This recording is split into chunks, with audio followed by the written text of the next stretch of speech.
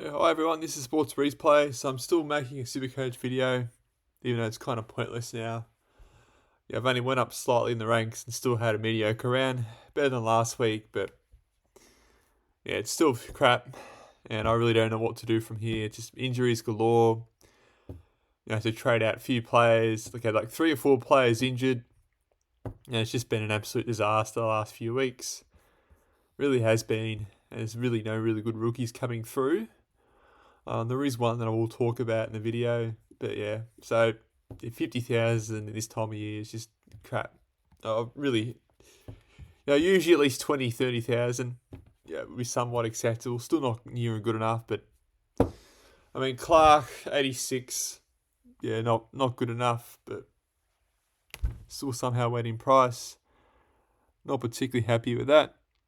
And then you got Holmes, 128, so he bounced back. Happy with that, and Sheasel 63. So I'm not too sure if he's going to be a trade out at some point. I'm probably just going to have to hold on and see. But yeah, disappointing from Sheasel. I think that'll be his worst score of the year. I mean, everyone has Sheasel, so it's not a huge deal. Roberts 90. I mean, he did okay considering Sydney got smashed. But again, that's not good enough for a top 6 defender. So if you have the luxury, you can probably trade him out. Zach Reed did well before he got injured. He probably could have got 100 points and probably would have if he didn't get injured. So he's a trade out, unfortunately. Yeah, it's a bit frustrating because he was doing really well and would have probably got another 100 plus score and would have been probably even more expensive than Roberts. Could you believe it? And it's not even that far off Sheasel. So look, I'm not too sure. Yeah. Maybe trade out to probably a Whitfield most likely if I have the money. I've got 240, and that might be one option. And to Conning, Geelong, yeah, they don't have the buy, so he's gonna, yeah, probably ideally want to trade him out, but I'm also gonna have to hold him out this week. Brock did well, 79. He actually outscored Sheasel and DeConning. Teenager outscoring them too. Unbelievable. And then Carroll 47 went up in price, so maintained his price, I guess. But Al, it's sort of dead at the moment in terms of making money. So, I mean, you could probably trade him this week, although I don't know what Carlton's going to do with their list. Really, it's just a bit of a mess. People criticise Essendon and St Kilda, but, Carlton are expected to at least play finals this year, and they just haven't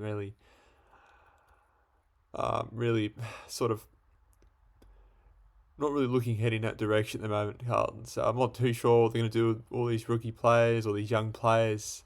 So it's probably just a heads up there. And then you've got Sinclair, who I traded in, which was probably a great decision in the end, 143. Probably really should switch him in the back line. The problem is, who am I going to really swap him out for? So I probably need like a midfield defender here, plus Rosie. So he's actually got defender status now, Rosie and Sinclair. I'm going to have to somehow get them in there, which is frustrating because I really need the midfielders. And that's where the main reason why I put Sinclair there is because because I had to trade out a couple of midfielders. Well, it was only really one, but Callahan, and it's a bit frustrating. So, look, I'm going to have to find a way on how to do that. And then you got Dunkley 95, which is pretty average, to be honest. I'm not particularly happy, but it's not a complete disaster. It's probably another reason why my score's mediocre. Only really one good defender, and only really one good midfielder. In fact, they're really both defenders, really. Defended midfielders. And Dacos, 107, even though Collingwood won. So it looked a bit off the last few weeks. Although most people have Dacos and Sarong 107. Even though Freo wins pretty easily. So, yeah, look, he's probably not... He's a bit below where he usually is, just the wrong. A bit of a failed selection this season. Rosie, he's going to have to go in defence. I'm going to find a way to put him in there. Just haven't planned that well. Probably should have... even I can't even do the Al Louis loop. And then Will Ashcroft, 87. Keeps a goal, but... didn't get quite over the hundreds. He's probably yeah, he's not going to get forward status. So he's probably going to be, if you have the luxury, to probably trade him out because he's not going to be a top 8 mid. But he's probably going to be one of those few players that might just have to hold on with the way that things are going. And you've got Levi Ashcroft, 95, so he's maintained his price. Just sort of what we wanted. And then Kako's gone down, but yeah, with all the injuries, it's kind of like, well, sort of have to hold on to him. To be honest, I reckon he should go back to the seconds. He just haven't really kicked any goals, and it's sort of the whole point. I was expecting to kick 2 or 3 goals, but he wasn't the really shining light down there. One rookie is, which we'll get into in a minute. Hall, didn't play. He's always on the fringe, and I don't know what West Coast are doing. The Moles is playing, they're getting smashed. Just playing, he's doing well in the waffle. Playing, just solved a lot of Supercoach's headaches. And then Ahui, he got injured in the VFL and was dropped prior to that. So, yeah, he's going to be a dead rookie for now. I'm not too sure. Probably, yeah, it's a tough one. Too many failed rookies. And Camporelli, again, another player on the fringe who hasn't got going. And that really sums up, really, the season. Just haven't really got going. Players who seem to have a couple good games and just get dropped for some reason. Which I don't know why. I mean, I guess there's better players ahead, but if you're not performing well, like West Coast and Carlton, you might as well just play the rookies and see how you go. Even if it's for a couple of weeks, if they're performing poorly, yeah, then put them back in. But just give them a crack at least. I mean, I'm not a coach, but if I was, that's what I'll be doing. It's like, well, I understand maybe with Carlton, but still, just make players accountable for their actions. And then Sherry, 126. So look, not particularly happy with him in the end because he was on 90 at half time and sort of dropped away after that. So I think the last quarter was okay. This is the third quarter. I was looking to get 150, 160. So what I should have done is VC Martin in the end, which we'll get to that in a minute.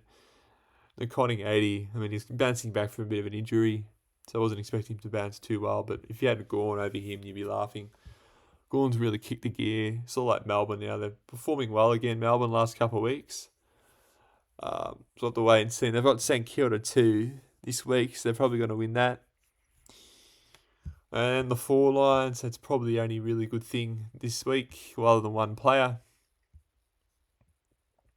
So we've got Smith, 118, brought him in because I finally think, he's going to go up a price in again. Low break even, let's bring him in this week. It's last week to do so. No, I'm an idiot for not bringing him in any time this season, but hey, better late than never, but really it is over. And then Martin, 163, the only really good thing this week, other than probably Sinclair and the semi-pod. So this is why I traded him in, really. He's going to have those good games against weaker sides for most of the majority of the time. And in hindsight, probably should have had him in the VC option than Bailey Smith. I think Bailey Smith, since he was playing the Bulldogs, his old side, I thought he might go bananas. He did all right, but you probably want a 140 plus score, or at least 130 with a vice captaincy. So, I mean, look, I guess in future you can probably to take a gamble against the weaker side. Essendon's midfield really dominated Richmond's in the last quarter. And then Warner, 84. I guess he was okay. Got a decent AFL fantasy score. I guess his efficiency wasn't particularly great. 87 for Ranklin. Against probably the worst side in the comps. Not particularly that great. Was hoping for 100 plus, but most people have Rankin. That's not the major concern. And holding Daniel 97, been an okay selection. Simpson, this is another bad luck. He gets injured, gets subbed off straight away. Didn't even score a point. So I remember one time I had a -3 break-even player. I think I had Dobson Green last year who scored poorly as well. Did he get negative or a very small score? So I've had poor scores like that in the past, but having him on field. But I did have Erasmus getting 62 with the flex was sort of saved me even more this week. Otherwise, there's going to be double disaster. Well, sort of is, but not as bad.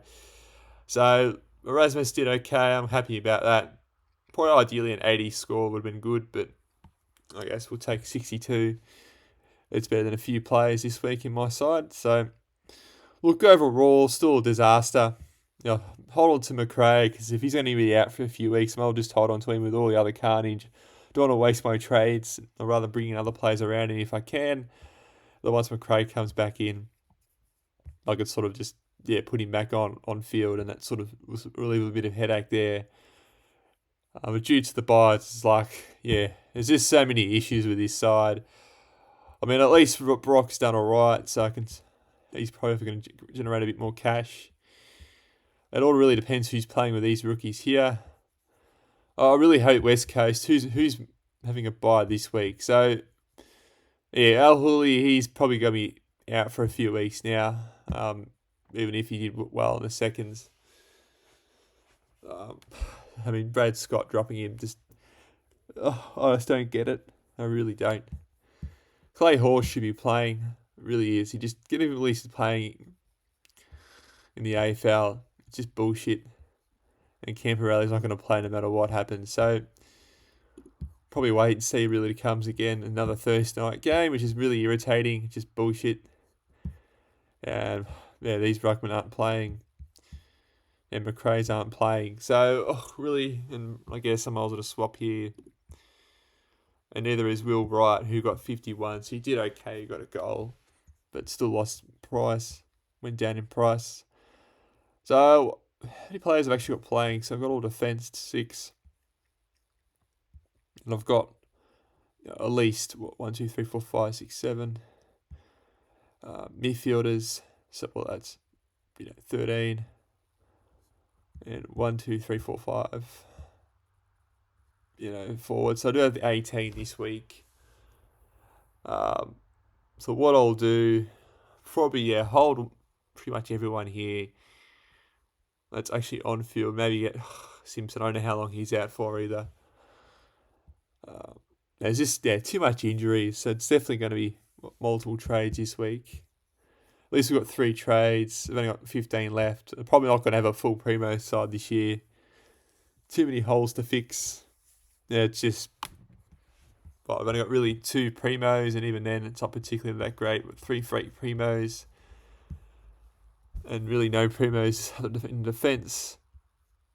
No good Primos in the midfield, and it's only really Sherry.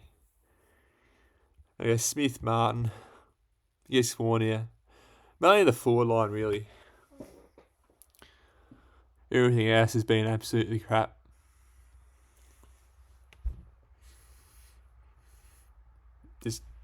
Just disappointing. Just injuries and just failed rookies. It's mainly the midfield rookies, though, that just haven't really come on as much as what they usually do. At least with midfielders, there's usually a rookie that comes on well.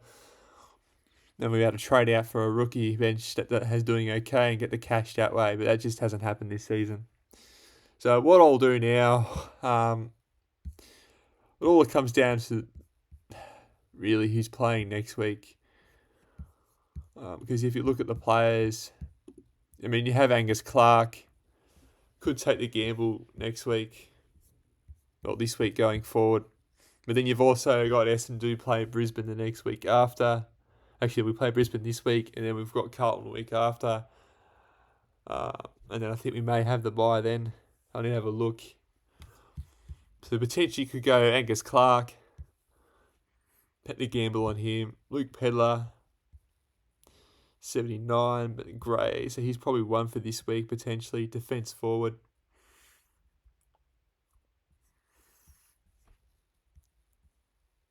Maybe ideal. Maybe if Tunstall gets a play.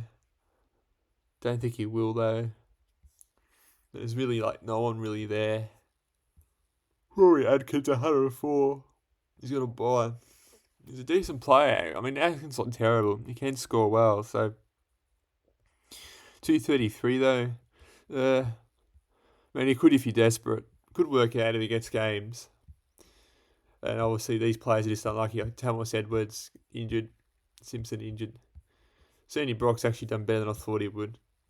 It's one of the few really things that's gone my way the last few weeks. All the players here either get injured or they're just rookie subs or just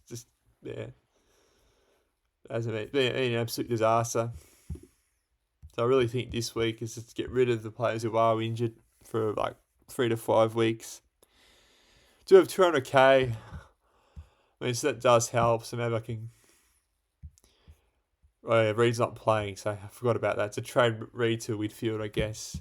GWS playing, I'm not even too sure. Well, they are, so I can bring maybe Whitfield in, even though he's got a bye next week. 13. Yeah, I'm going to have a look at the buys, but I guess Whitfield's the one you could bring in for Reed. How much is he?